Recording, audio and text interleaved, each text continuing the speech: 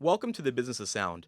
I'm David Segura, the CEO of Glassbox Media and the host for today's podcast. What we hope to accomplish through this series is to let you know more about podcast trends and innovations, and basically anything that you need to be successful, whether you're a creator, an executive, or someone else involved in the podcast ecosystem. For today's first ever episode, I'm actually joined by my co-founder, Chris Whitman, in addition to our marketing director, Nick Casnter. We're really excited to dive into today's program to tell you a little bit more about Glassbox Media, why we got started, and what we're hoping to accomplish for not just ourselves, but more importantly, the creators and the ecosystem as a whole. We hope you enjoy today's special episode live from Spotify Studios in Brooklyn, New York.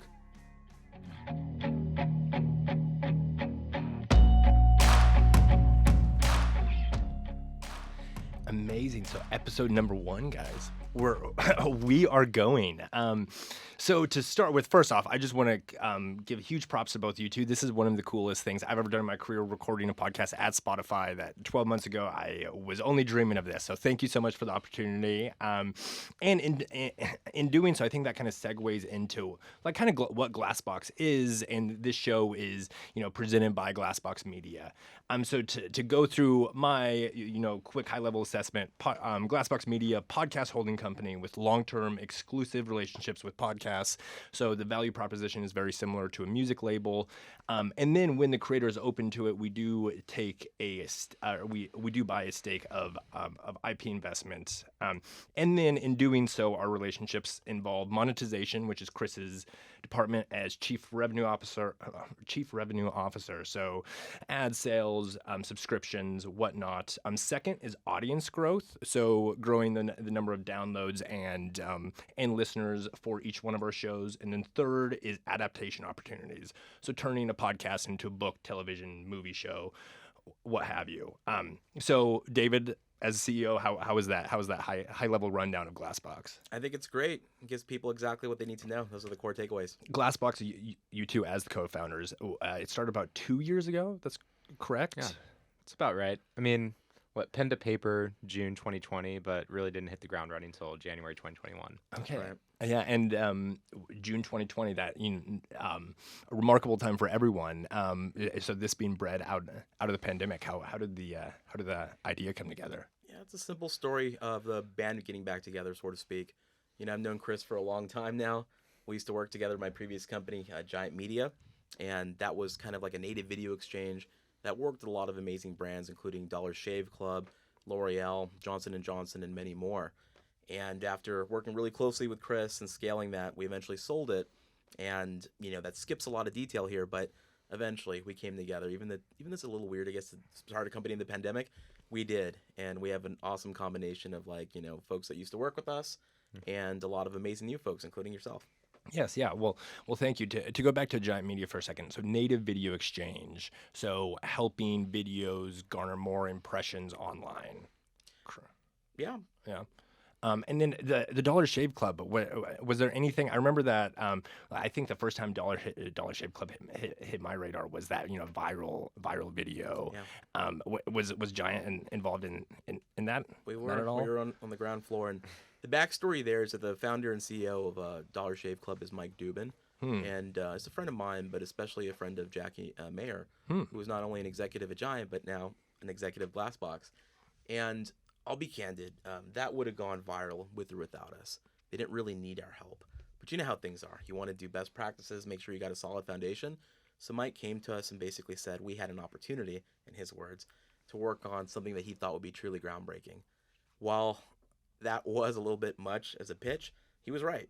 Was groundbreaking. And so what we did for him is just make sure that it got seen on the right publishers, the right Facebook apps, and it truly scaled from there. So it was an amazing experience that frankly helped us build our credibility and made it a hell of a lot easier to get people like Gillette, L'Oreal, and massive brands involved. So a lot of credit out to Mike if you're listening out there. Yeah, most definitely. And we will come back to the Gillette, L'Oreal, and both of your relationships with the major brand awareness people. So when was Giant Media sold? It was March 2014, and we started it in 2009. Okay. So between 14 and 2020, I know both of you two had separate projects. Both are interesting. So, Chris, do you Yeah. want to go through? After the acquisition, there was like a period of time where basically we still had to like operate the company. So Okay, of course. that was going on. Ooh, I hear what you mean. Yeah. So that was going on. But yeah, I think like eventually we all kind of like decided to part ways from Giant. It was an awesome opportunity, amazing company. Worked with a lot of awesome brands, many of which we're targeting now for the podcast space. But I went and actually like left digital media completely and started a creative agency that focused on experiential marketing. So it was called Crony Creative, still out there. We did a lot of work with media companies. So, brands like BuzzFeed, Billboard, High Snobiety, Complex. It runs the gambit on different brands that we partnered with. But what was cool about that was that we were able to basically partner with a lot of, just disparate brands like Delta, Chase, so on and so forth. So basically we were the, creative agency for the media companies. Amazing. Yeah. And that experiential expertise you have, we've leaned on more and more as we've discussed live events for our podcast. So certainly valuable expertise. Yeah. Even activating and sponsoring, things like Podfest, podcast movement. I think the podcast community is really, still small, I think, and it's really intimate, and it's just amazing to be able to pop up with those environments and, see a lot of familiar faces, meet a lot of new ones that are coming into the space as well. Yeah. And so, David, between Giant and then the 2020, what were you up to? Yeah, so it's a unique story. I mean, just like Chris mentioned, it was a great experience. But the word I use to describe that is putting in our time. In other words, they bought not just the assets and the revenue, but us. So we learned a lot, spent time in Cannes Lions, Europe. That was freaking amazing. Shout out to Scotland if you're out there. And the holding company was called Ad Knowledge, and they were backed by, investor luminaries like TPG, JMI, and many others. So after, working there for about 2 years, making sure it didn't go off the rails, making sure that they got their money's worth, which is what we wanted, I personally just took some time off. In other words, I experimented with some projects here and there, even consulted some. But by and large, I just did a ton of travel and angel investing. Over 70 companies and counting. Some of those, people probably know, including Liquid Death, Hawthorne, the Cologne Company, Grove Collaborative, a lot of others. But like a lot of people, when the pandemic happened, I was just bored as hell. I was in my apartment in New York, just, trying to be good, like trying to socially isolate, but not that well. And so the least I could do, that's what I told myself. That's literally my calculation was that, all right, I don't need, if I can't truly isolate, at least I got to stop traveling. I can't be like that guy. And I stopped, but that made it tough. And so, I took my time with it, but called Chris, called some other people. Like he mentioned before, we were just brainstorming, ideating for a while. But ultimately, I think, we got our stuff together. And by January 2021, we were really able to execute quickly, start testing. And, especially through Chris and the team's hard work, we found relatively some quick success working with some amazing creators. And it's just been an awesome experience. Yes. And so why podcasting of all, everything going on in the digital media landscape? Why podcasts? So I better answers will overlap, but, I'll start out on my side. We're both media nerds, so it was going to be something in media and ad tech. But podcasting, at least for me, the most simple phrase I can say is it's the best way to invest in creators. When you're thinking about, how do I create valuable IP? You ask, a TV veteran or something like that, they'll tell you, well, there's a pilot. It'll cost 7 figures, etc. For us, though, we wanted to be involved with creators that already have established franchises that are doing really great work, sometimes in their own studio, apartment, and as a consequence, figure out ways to create more value. And to your point earlier, if we do our jobs well, we'll not only make money from brand partnerships, which we know well, but things like subscription as well. And I think over time, there's a lot of adaptation opportunities. Could this live on TV? Could this be a live event? Could this also be a book? And we're at the beginning phases, obviously, of scaling that out. But the answers, I think, to all those questions and more is a resounding yes. Yeah. Yeah. And I think, podcasting is just one of those really amazing mediums where all you need to do is buy a mic and, just set up shop and start speaking into it. And as long as you're consistent, I mean, with anything in influencer marketing, it's pretty much consistency in content. But so many of the creators that, we work with, today, and especially like early on in the company, they'd kind of started their podcasts just like that, out of their homes, built an amazing, impressive audience, and just figured that they actually needed some actual support beyond just their creative chops. And so that's kind of one aspect of it. And I think that I'm recalling a conversation that I had with Gretchen Smith over at Ad Results, and her background's very similar to mine. I come from the agency side, worked on the Johnson & Johnson business, which is where I met David and asked him for a job when he was trying to pitch me Giant Media. But basically, podcasting is such an amazing, influential medium. You're so captive. People are in your ears, and not enough brands, I think, are, really jumping in on that opportunity. And so I think that's the other side of the coin, right? Like helping the creators out who have found this amazing opportunity, but also matching the brand partners that are just kind of like getting into the space. Yes, yeah, and I love you mentioning Gretchen's name. She is on an episode that is out now, so go listen to Chris's conversation with I Gretchen. learned from Gary Arndt to always reference back eepisodes. So. Yeah, there we go. And shout out Gary from Everything Everywhere Daily. So you mentioned that nearly all Glassbox shows are that grown from home, very indie nature, where they grew from their either living room or basement from every corner of the world, even. How did you all decide to target those types of creators and shows? Yeah, so there's a lot more fragmentation than maybe we realized when we started the company, but we quickly learned that. And so what we mean by that is that there's a lot of, like you mentioned, indie podcasters that are out there producing a really high quality show, but surprisingly reaching a fair amount of people. And so we thought those are the folks we want to sign to long-term contracts. Those are the folks that we want to invest in and figure out how do we scale this more quickly and, more importantly, monetize it more efficiently. So just one thing I will throw out there, because we get this question a lot. These are pretty sizable podcasts. Like collectively, we're working with almost 80 podcasts now, and we reach almost 12 million people every single month. So some of them might have as few as 50,000 monthly listeners, but in some cases, some of them have over 2 million. So there's a lot of variance, there's a lot of scale, and it's shocking sometimes to know like what a very simplified, streamlined team can do. Literally just one host and maybe a producer. And we've been able to kind of like professionalize that, automate a lot of process, and just help them scale from here. Yeah, and a special shout out to Matthew out in Nashville for really basically making that process efficient, finding the creators that need the help and the support, and advocating for Glassbox. Yes, absolutely. And I am almost certain Matt will be on a future episode of Business of Sound. He is our partnerships director here at Glassbox. What do you think? There's now a fair amount of podcast networks or companies popping up that, especially over the last 3 years, they've just exploded.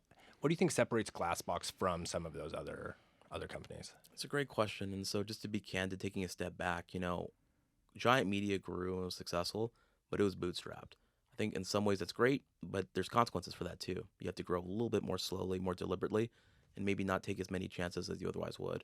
So the reason why we took money from investors was to basically jump in immediately and start executing. So the point I guess I'm trying to make is that the one reticent sort of number one due diligence question anyone has for us on the investor side, especially venture capitalist, is, wait a minute, all right, you guys know a lot about media, but isn't podcasting crowded? The answer is yes. But in analyzing this space, we've tended to see a lot of straightforward podcast networks. In other words, they're only concerned with monetization.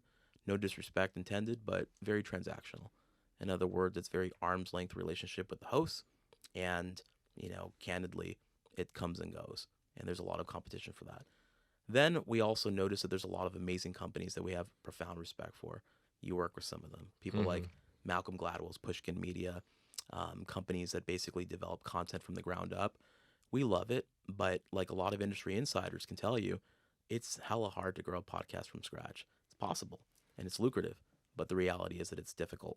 And we thought there had been too much funding, too much effort into that. So we basically are playing almost like the middle game, where we're going to establish creators that might already have a relationship with 500,000 dedicated, passionate listeners, but still need help to professionalize and take themselves to the next level. So that's functionally what we're doing. And on the flip side, we see ourselves as a more comprehensive media company, meaning that we're not just concerned with the brand partnership side of things. We're thinking about future growth opportunities like adaptations, and in your neck of the woods, more straightforward marketing, audience growth, doing anything we can to basically elevate that. Yeah, David, I think you kind of nailed it. A lot of the competition tends to be focused solely on ad sales, and that's obviously a really important part of the equation. But anytime we talk to a creator, anytime that we're signing people weekly, which is exciting. I always like to think that the partnership really, it becomes the real challenge when we sign somebody on day one, because we got to show them everything that we do for them and everything that we promised.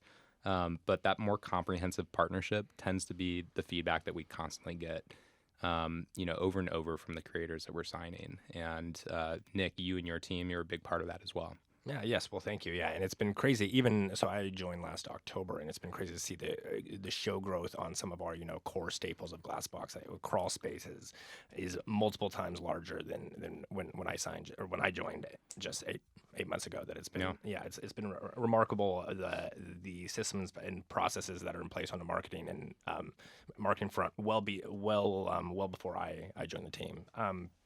So, and going into the creator support, are there any like specific examples or anecdote stories on that really showcase the support that we give to our podcasters? Yeah, there's probably a lot to speak through, but just to give you a few examples, like one of the recent shows that we signed, is Tanner Campbell's Practical Stoicism. It's a great podcast, obviously, about philosophy, but at the end of the day, it's really geared towards males who want to figure out how to level up. That could be their career, could be their approach to stress, you name it. And when he came to us, it was already around 200,000 monthly listeners, so not a small show by any means, but now it's almost tripled, and that's a pretty short amount of time. We think we'd certainly have made the IP more valuable, but to actually actualize that, we're speaking to him constantly about new opportunities and adaptations. For him specifically, book publishing. So whether it's through a Hachette or a Penguin Random House, we're very confident they'll be able to work in tandem with them and basically make something of that, so that Practical Stoicism starts to take on a life of its own beyond just the digital podcast. Moving away from creators for a second, you all mentioned some of the clients you work with at Giant, and obviously any form of media ad sales are a big part of that business model. How valuable has your existing relationships in the media buying space been while starting Glassbox? Well, it's a pretty interesting question, Nick, because I feel like a lot of our previous relationships, they're still asking questions about podcasting. So it's been a lot of, smile and dial. Hey, we're back again.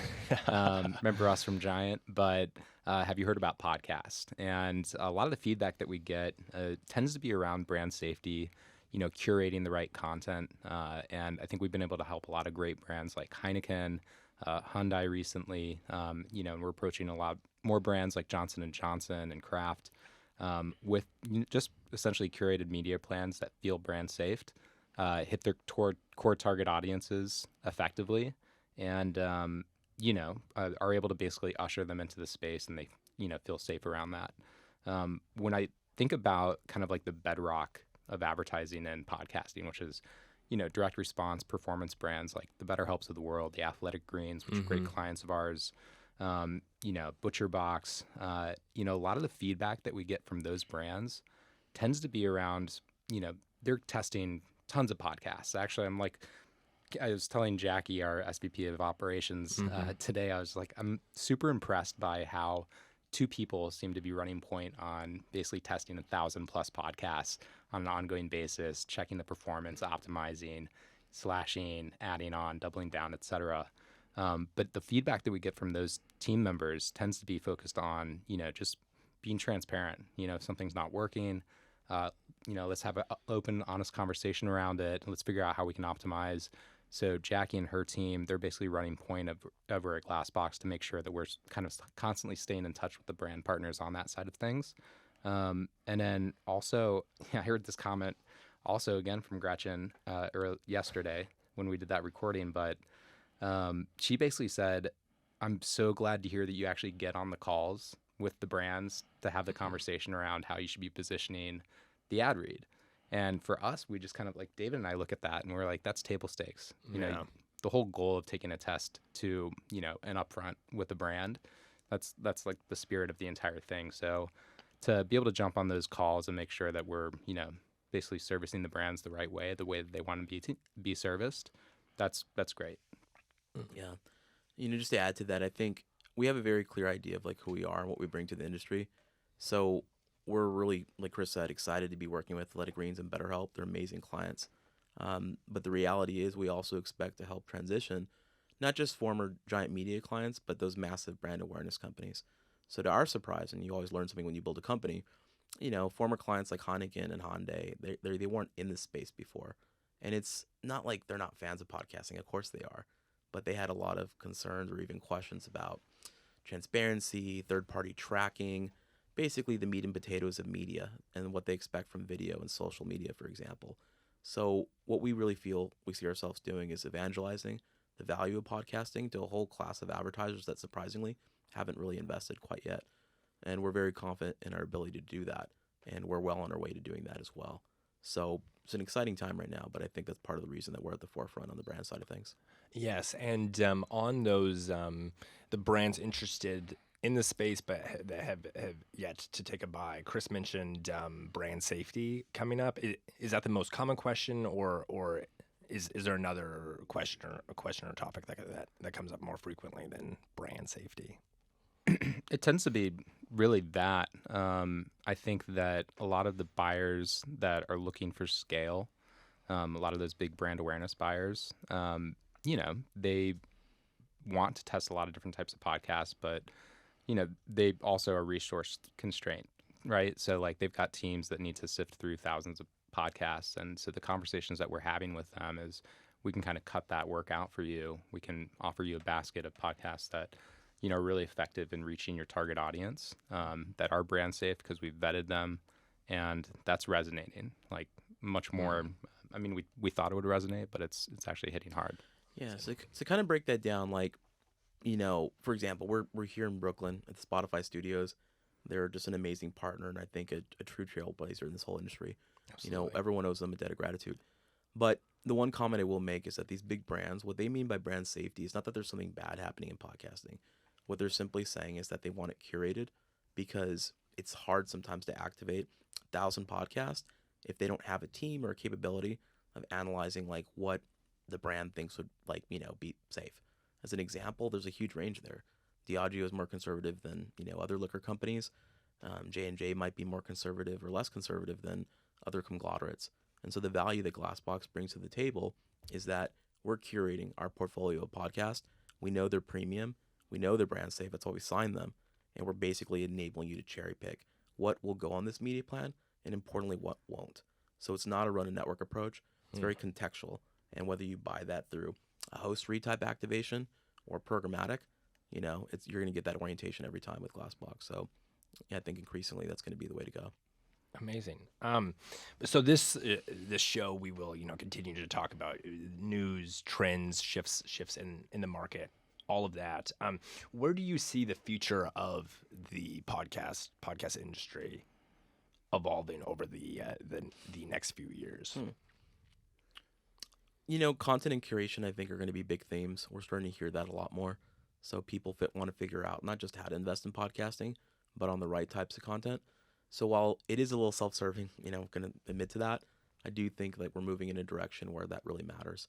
In other words, it makes sense to me that technology and infrastructure, companies like that like Megaphone and AdsWiz, not only grew quickly, but were snapped up really quickly by the bigs like Spotify and Sirius Radio.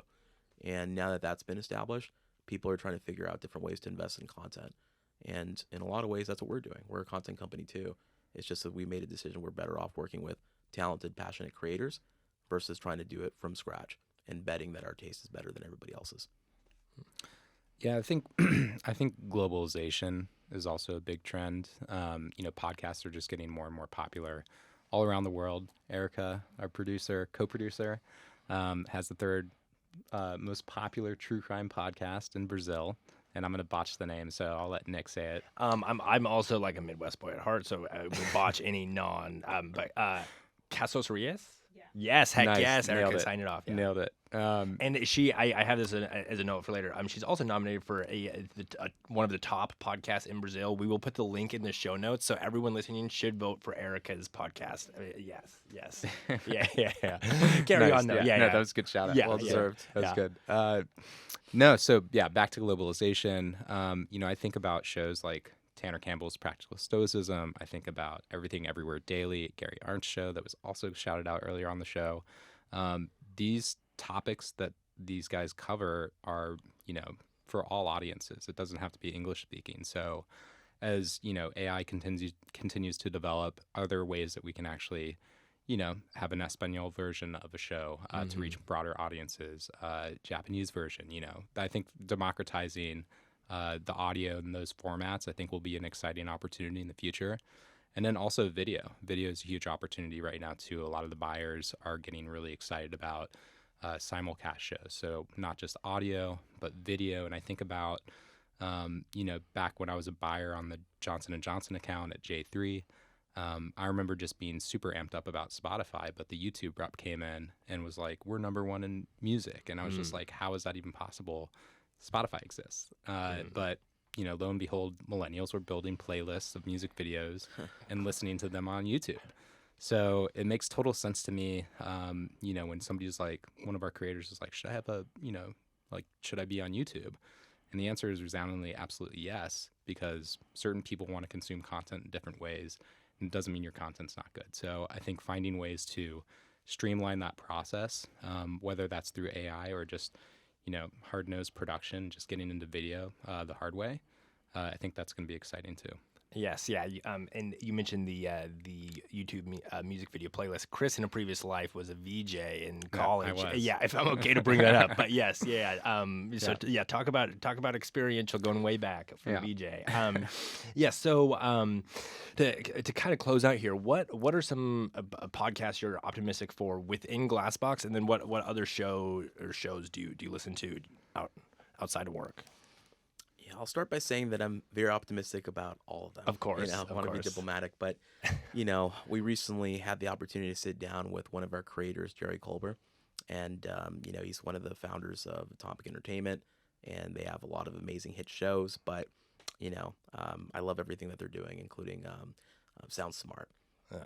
Or Who Smarted? Who Smarted? And he will be on Who Smarted. Yes, yeah, and he will be next week's episode. My favorite to tease it. He is friends with Pharrell Williams, so that's my favorite little fun fact about Jerry. Yeah, but he's one of those creators that has just done a lot in every medium, like TV, all sorts of things. He's won an Emmy before. He knows exactly what he's doing. So, Who Smarted obviously is a great format, but he said it best, I think, much better than we could. And it's just that he wanted to create new IP, have full control over it. If he decides to do something with it on TV again, he'll have a lot more leverage this time because they know what he's bringing to the table. There's already an audience there. So the reason I'm enthusiastic about it is I just think it's really smart. It's also a really critical format, family essentially. Basically programming aimed at making kids' lives better. And Chris can already tell you he's already working very hard at monetizing that with the team. Yeah, and then non-Glassbox show that you just enjoy as a fan. Well, I'm a sports buff, so I definitely listen to a lot of the athletic programming specifically for soccer. Okay. Whether it's about the English Premier League or even the drama that continuously envelopes the U.S. national team. That's my thing. So I definitely like to do that just to veg out and just hang out. Okay, love it. All right, Chris, same two questions of Glassbox show and then just a general fan. Yeah, I mean, I think to echo David, there's a lot of exciting reasons to rally behind a lot of different shows at Glassbox, and all of them have their own unique edges. Gary's show is one that I binge constantly, so I'm always trying to think of ways to just get it out there more and more. I think it's such an amazing format. It's short form about anything from history to geography to moments in time, which I just think are really just amazing. Yes. Everything Everywhere Daily, and the average listener of that show listens 15 episodes. That it's a crazy high consumption rate. Yeah, and it's all ages too, which I think is amazing. My mother-in-law absolutely loves it. My stepdad absolutely loves it. My dad also loves it. So, yeah. But Gary is also being played in classrooms around the U.S. So that's pretty exciting. But then I look at somebody like Kevin Miller and Self-Helpful, great content, basically working to empower people. He does really deep dives on a weekly basis, 3 episodes, interviews really interesting people on a variety of topics, but, all through their lens of supporting you. I look at him and I'm like, this guy should be bigger on Spotify, and so, we're right now, you, me, him, we're all working together on basically figuring out ways to, attract younger listeners, younger audiences, and part of that's programming. And so that's, I think, the exciting aspect of podcasting as well. A lot of the creator tools that Spotify's putting out right now that enable you to do surveys and just really, plug into your audience and just get a better understanding of how you can curate the content better. I think that's really awesome. So, shout out to Spotify for putting those tools together. Yes, absolutely. And then non-Glassbox show. So every morning, my wife and I work out together around 6 a.m. and we're on The Daily, which I love. Great podcast. And then we do listen to this show called The Best One Yet, which is formerly known as Robin Hood Snacks. If anybody in the room listens to that. Yes. Pretty great comedy podcast. Shout out to Oren Rosenbaum over at UTA for recently signing those guys. But it's just kind of, 3 business stories done in a really comedic, kind of broy way. And, it's just fun content. Fun. So get you through Amazing. the workout. Yeah. And I'll answer both questions if I fill up some space. The I love Pivot with Scott Galloway, Kara Swisher. Yeah, both of you know that. Chris and I actually had the chance to see a live taping of Kara Swisher for On. Yeah, we did. At On Earth Fest a couple months ago. So wow. Yeah. Yes. And it was whole again. She had a cold, so I was a little bummed out. Yes, and I, of course, was stalking the hallways, hoping Right. I could meet her, but Yeah. I didn't get that opportunity. But I again, it was just another cool moment of working at Glassbox. And then for Glassbox specific shows, I'll highlight 2. One Strange Thing is a paranormal show, and I can just envision that becoming a whole franchise with a television show and all of that. And then one of the co-creators, Maura Curry in Vegas, I went antique shopping with her when we were there for podcasting. What'd you guys buy? I was going to buy the Hotel California Eagles vinyl album, but then when I thought about flying back with it, I was like, this is gonna get wrecked. Right. So I just bought a picture frame with Maura, but it was a fun few hours spending Still a together. delightful day. Absolutely. And then the other one I mentioned, Easy Stories in English, is hosted by Ariel, who lives in the English countryside, and they use podcasting to teach English as a second language to non-English speakers, and it's been a unique challenge on a marketing front of how do we it's a different toolkit hitting people in non-English speaking countries compared to our true crime slate and our other podcasts. So that that's been it's been great to work with Ariel, and just has presented unique challenges that have been very fun to work through. So kind of rounding out the first episode of the show, I feel like this has been fun. So thank you all for joining us. Yeah, definitely enjoyed it. Yes. So from here on out, we have 2 other episodes that we just posted. David will be the host of the show, and then we will have multiple correspondents who have conversations with industry experts from all corners of the podcasting industry. Chris, as we mentioned, has the episode with Gretchen Smith from Ad Results, which is out now. That episode will be an episode like that will be coming out every other week. And then on those off weeks in between, David and one of our sales executives, Aaron O'Toole, who's actually my neighbor in the Upper East Side, shout out Aaron. Aaron and David will sit and have discuss and recap major stories and trends happening in the podcast industry. So both of those types of episodes are out now. So certainly get a sense of the show, listen to them, and then moving forward, they will alternate one we're posting an episode weekly, and then the content type will alternate. And yes, Erica, I co-produced this with Erica, and as we mentioned, she has an amazing show, one of the top podcasters out of Brazil. We're incredibly lucky to have her. So again, Casos Rios, go vote for the show with the episode description. With that said, do you all have anything else, or are we ready to read it out? Any parting thoughts from the co-founders? Again, it's just a privilege to work with not only Chris, but the whole team. And we're really excited that we're just beginning this journey. So it's awesome to get this level of recognition. And hopefully, again, we can do right by our creator partners and the brand partners as well. Yeah. And again, shout out Spotify. Thanks for allowing us to record here. Yeah. Beautiful space. Thank you for listening to this week's episode of Business of Sound. We hope you enjoyed it. If you did, please consider giving us a 5-star review, as that will help us get the show out there. Additionally, special shout out to our producers, Nick Casnter and Erica Miranda. They do a magnificent job, and I hope you agree. Additionally, if you liked what you heard, feel free to follow us on Instagram or LinkedIn or your social platform of choice. We're going to be coming to you every Thursday, providing you information that we think will be very helpful towards learning about podcasting, whether you're on the content creation or the business side. Thank you so much.